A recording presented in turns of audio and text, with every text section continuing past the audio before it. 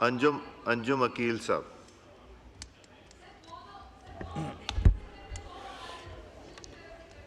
इंशाल्लाह बड़े होके। कैसे 4 हुए? ये उस्मान बादीनी साहब ऑपोजिशन के हैं, 2 कैसे कर दें? वो स्ट्रेंथ जैसी स्ट्रेंथ है उसके हिसाब से करना। जी अंजुम अकील साहब। बिस्मिल्लाहिर्रहमानिर्रहीम।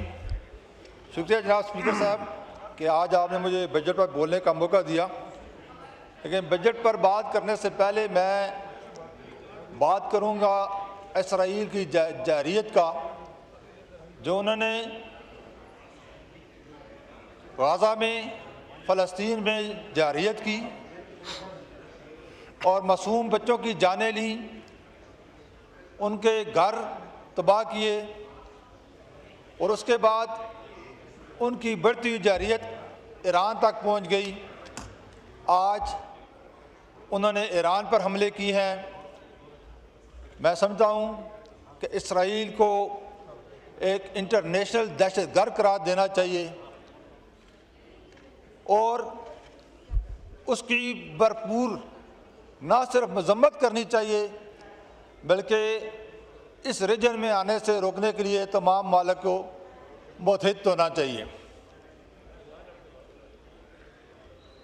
बजट पर सर बात मेरे भाई ने पहले भी कहा है कि इन हालात में बजट बनाना बड़ा मुश्किल काम है और बड़ी तकनीकी तरीके से बजट बनाए जाते हैं, लेकिन साथ साथ ये भी देखना चाहिए कि ये बजट किन हालात में बनाए गए हैं कि मुल्क अभी हाल ही में एक जंग से गुजरा है और जिस तरह कहा जा रहा है कि मोदी साहब कहते हैं कि ये अभी एक पाज है, तो उसके लिए उस पाज का मुकाबला करने के लिए हमने अपने दफा को मजबूत करना है।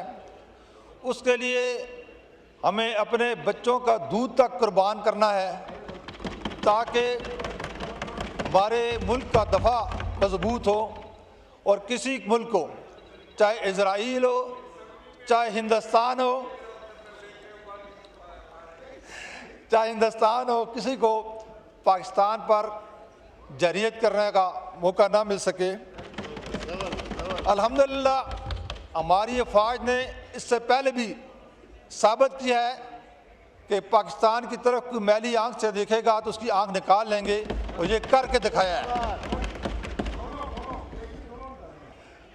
और इंशाअल्लाह आइंदा भी न सिर्फ पाकिस्तानी अफवाज बल्कि पाकिस्तानी कौम ऐसे चैलेंजेस का मुकाबला करने के लिए तैयार है।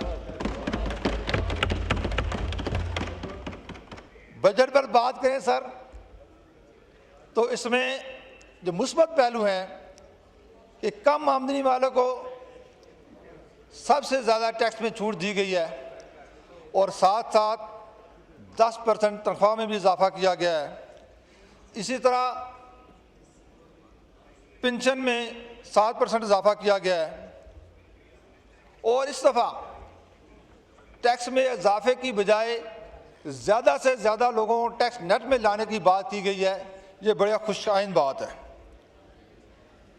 यहाँ सर मैं ये भी बात करूँगा कि हुकूमत ने मुल्क में सोलराइजेशन को बड़ा अप्रिशिएट किया है, लेकिन उस पर 18% टैक्स लगाया गया है।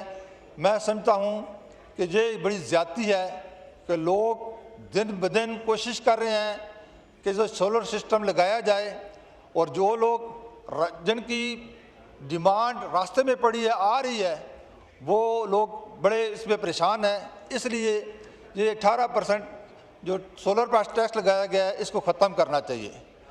मैं जानता हूँ ये टैक्स इसलिए लगाया गया है ताकि मुल्क के अंदर जो इंडस्ट्री है सोलर की उसको फ़रोग़ दिया जाए, लेकिन इस तरह इसकी हौसला शिकनी करना भी ये भी मैं समझता हूँ कि अच्छी बात नहीं है, क्योंकि सोलर से मुल्क को बहुत बड़ी बिजली की बचत आती है।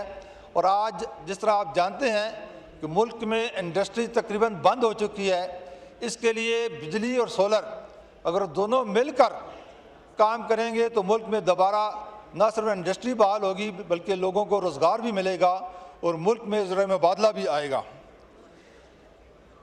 उसके साथ बाद मैं बात करूँगा ज़राअत की कि ज़राअत मुल्क की रीढ़ की हड्डी की हैसियत रखता है और गुज़श्ता चंद सालों के ज़राअत की मैं समझता हूँ कि जब फसल तैयार हो जाती है तो किसानों की हौसला शिकनी होती है, उनकी फसल लेने वाला कोई नहीं होता और जो रेट भी होते हैं बड़े कम होते हैं।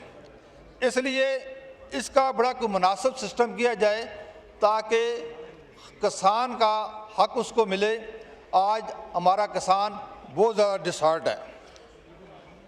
इसी तरह इंडस्ट्री को अगर हमने मुल्क में चलाना है तो ज़्यादा से ज़्यादा सब्सिडीज़ देनी चाहिए क्योंकि बिजली और गैस की कमी है और इन लोगों की हौसला अफजाई करेंगे तो इंशाल्लाह मुल्क के अंदर इंडस्ट्री चलेगी।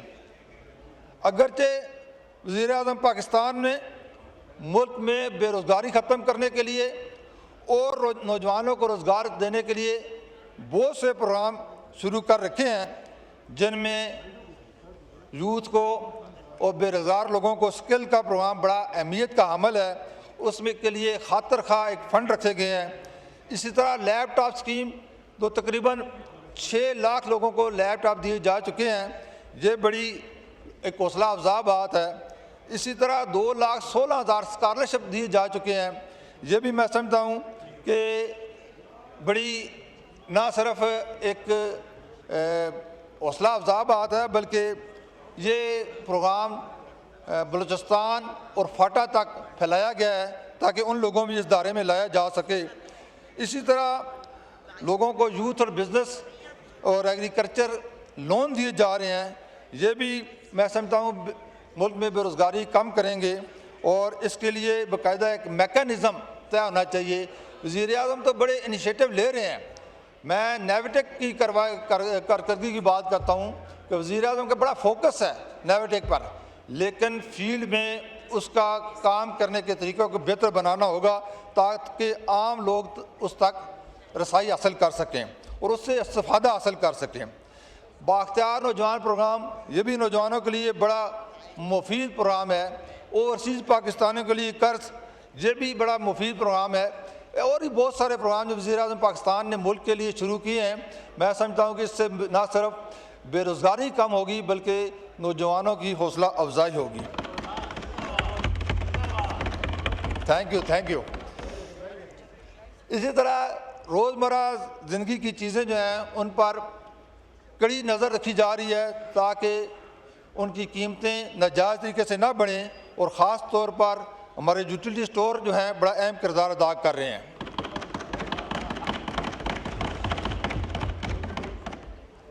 मैं सर अपने तालीम की बात करूँगा, बिलखसूस इस्लामाबाद की बात करूँ तो यहाँ तकरीबन 350 के करीब स्कूल हैं।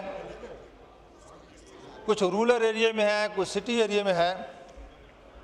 इन स्कूलों में टीचर्स या तो मौजूद नहीं हैं या उनकी ट्रेनिंग ऐसी नहीं है कि मौजूदा निसाब के मुताबिक वो लोगों को तालीम दे सके।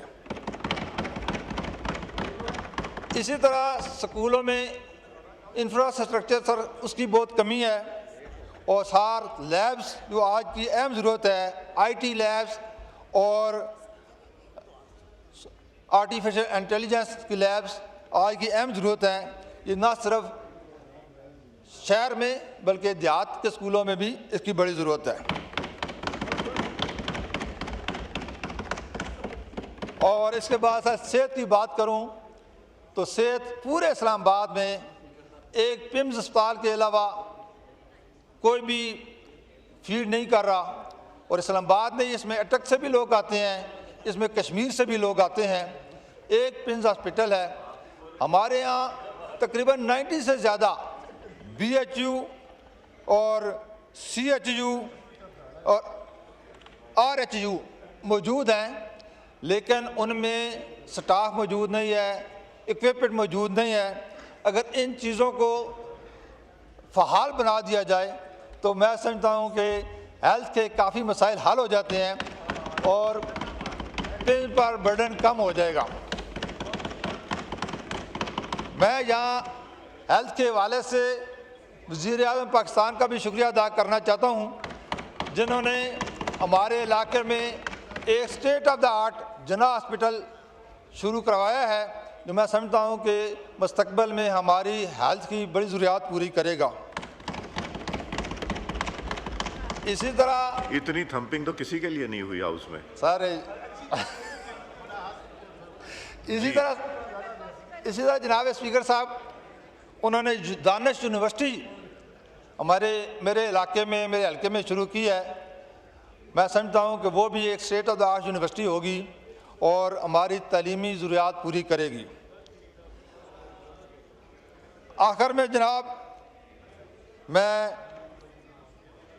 अपने सीडीए की बात करूँगा, जो हमारे इलाके के हज़ारों कनाल ज़मीन 86 में उन्होंने एक्विजिशन की और आज दिन तक हमारे मुतासरीन दर बदर फिर रहे हैं, उनको मुआवजा नहीं दिया जा रहा। हम उसी सेक्टर में जिसमें जना हॉस्पिटल बनाया जा रहा है, जिसमें दानिश यूनिवर्सिटी बनाई जा रही है, वहाँ के मुतासरीन को आज 15 साल हो गए हैं, मुआवजा नहीं दिया जा रहा। बावजूद इसके कि वज़ीर आज़म साहब ने स्पेशल ताकीद की है कि इन लोगों को आज की मार्केट के रेट पर मुआवजा दिया जाए, लेकिन उस पर कोई अमल नहीं हो रहा। इसी तरह जो सीडीए के पुराने सेक्टर हैं, E12, E12, D12, C13, C14, C15, ये 2011 से सर शुरू हैं। अभी तक सीडीए उनको वाइंड अप करें, अभी तक सीडीए उनको डेवलप भी नहीं कर सका और मुतासिन को मुआवजा भी नहीं दे सका। और जिन लोगों ने 85 में प्लाट खरीदे थे, वो लोग फोत हो गए हैं और आज उनके बच्चे इंतज़ार कर रहे हैं कि उन्हें कब प्लाट मिलेंगे। हाउसिंग फाउंडेशन एक और अथॉरिटी बनी है हमारे इलाके में। वाइंड अप करें, अब टाइम हो गया सर 2 मिनट। बहुत लंबी हाउसिंग लिस्ट है। फाउंडेशन एक और सोसाइटी हमारे इलाके में बनी है, जो मैं समझता हूँ कि वो भी सीडीए से कम नहीं है और मुतासिन को मुआवजा देने के लिए तैयार नहीं है और मुतासिन दर बदर फिर रहे हैं। इसलिए आपके ज़रिए आज ये मेरी वज़ीर आज़म पाकिस्तान से भी गुजारिश है कि इस पर फोकस किया जाए। शुक्रिया।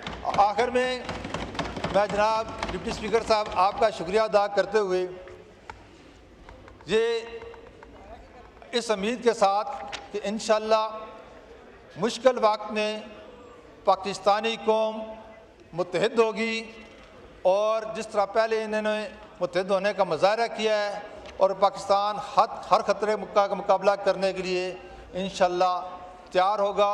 ना सिर्फ तैयार होगा बल्कि हम इंशाअल्लाह जिस तरह हमने पहले फतह हासिल किया है, उस फतह को हासिल करने के लिए हम मिलकर काम करेंगे और मुल्क को मजबूत बनाएंगे। बहुत बहुत शुक्रिया। खुर्शीद